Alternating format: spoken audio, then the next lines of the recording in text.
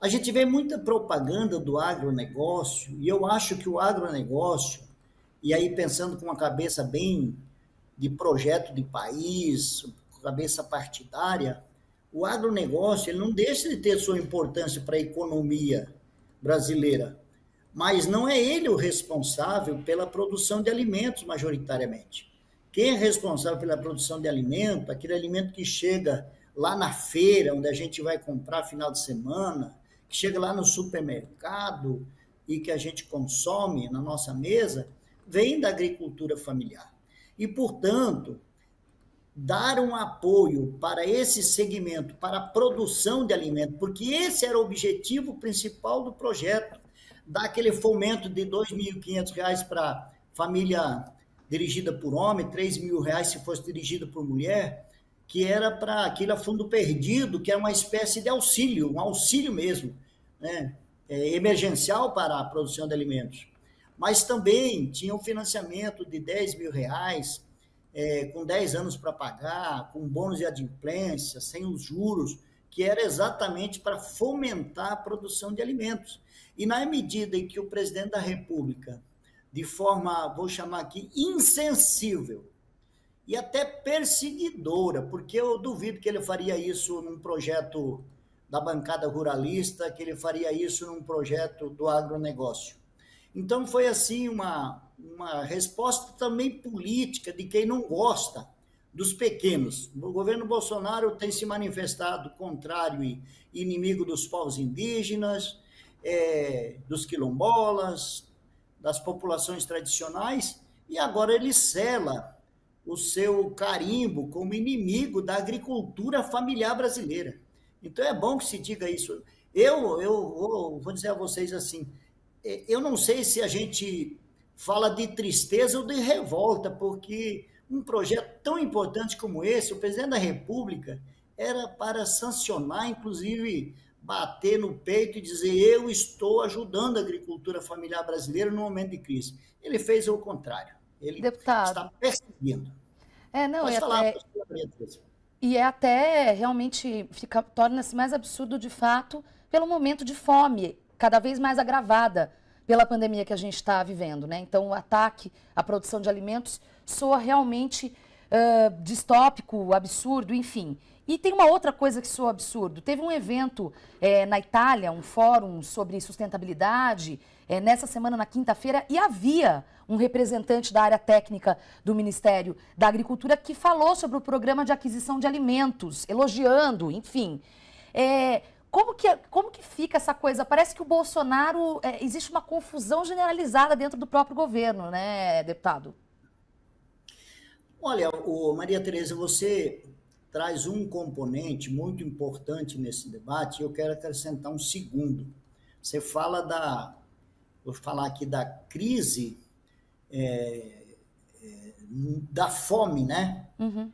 A crise da fome, ela também tem um outro componente que se relaciona ao preço dos alimentos, né? Uhum. Então, tem pessoas que não têm capacidade mesmo, poder aquisitivo para comprar alimentação. E a fome no Brasil aumenta muito, em especial nas cidades. E quando você diminui o fornecimento de alimento, a produção de alimentos, a lei da oferta e da procura joga os alimentos lá para cima, né? Como também a desvalorização da nossa moeda, né? E eu diria assim, então nós temos o problema da fome, mas nós temos o problema dos preços dos alimentos. Perfeito. Quem está tendo condições de comprar está reclamando muito por causa do preço, o preço de um quilo de arroz, o preço da carne, porque às vezes a gente pensa que a carne é produzida só pelo agronegócio. Não. A minha região, por exemplo, lá no Pará, a agricultura familiar é detentora de uma grande fatia da produção de gados de abate para o mercado. Se você pegar os produtos do leite, o derivado do leite, né? Então, eu diria assim, esse projeto, ele buscava aumentar a capacidade de produção de alimento, oferecer esses alimentos, inclusive de qualidade para a sociedade, porque existe todo um debate da agricultura familiar também, de como produzir alimentos saudáveis, que esse é outro debate.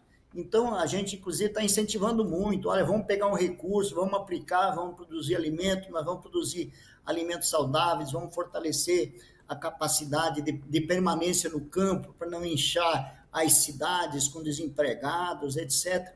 E o veto do presidente, ele vem, infelizmente, matar esse sonho, né? Esse empurrão, esse apoio que a agricultura familiar precisa, e é bom que se diga, eu vou fazer um recorte aqui, depois eu quero falar de outras coisas, né, sobre a reação nossa, mas olha, em se tratando da agricultura familiar, o projeto incluiu, por exemplo, a pesca artesanal, que também é fornecedora de alimentos, as populações tradicionais. Então, o projeto era amplo, ele pegava essa agricultura mais camponesa mesmo, mas ele pegava também os setores da produção da pesca artesanal e das populações tradicionais. Era um projeto bem amplo, que contemplava todo esse segmento. Deputado, agora no que diz respeito a esse veto, quais os próximos passos agora, só para a gente entender? Existe a possibilidade de voltar para a Câmara, para o Senado, ou ele será enterrado por completo? O que o senhor pode falar para a gente? Não, o projeto, como todos, ele volta para o Congresso agora. Congresso para quem não domina bem essa técnica aí do parlamento, é quando você junta a Câmara e o Senado. Então, os vetos eles são apreciados pelo Congresso, uma sessão específica, digamos assim, não quer dizer que seja específica do ponto de vista da pauta, né, mas do ponto de vista de análise de veto, é o Congresso que analisa. Eu acho que nós não temos outro caminho. Agora nós estávamos numa campanha pelo sancionamento. Nós já começamos hoje a campanha pela derrubada do veto. Inclusive, eu acho que o parlamentar, independente da sua ideologia partidária, eu vou dizer, ou não estar na base de apoio ao presidente da República, eu acho que ele tem que pensar no agricultor familiar, na agricultora familiar. E tem que pensar que, se for desse jeito, fica muito difícil o parlamento trabalhar. O parlamento constrói, e esse projeto foi muito trabalhoso para chegar onde nós chegamos, né?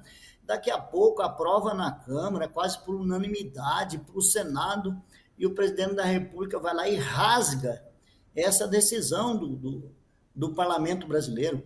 E o parlamento brasileiro estava de bem com a sociedade. O presidente da República, em especial com a agricultura familiar, o presidente da República poderia ter ficado de bem com a agricultura familiar se ele não vetasse o projeto. Então, não é aí, mas é uma coisa que agora a oposição vai bater.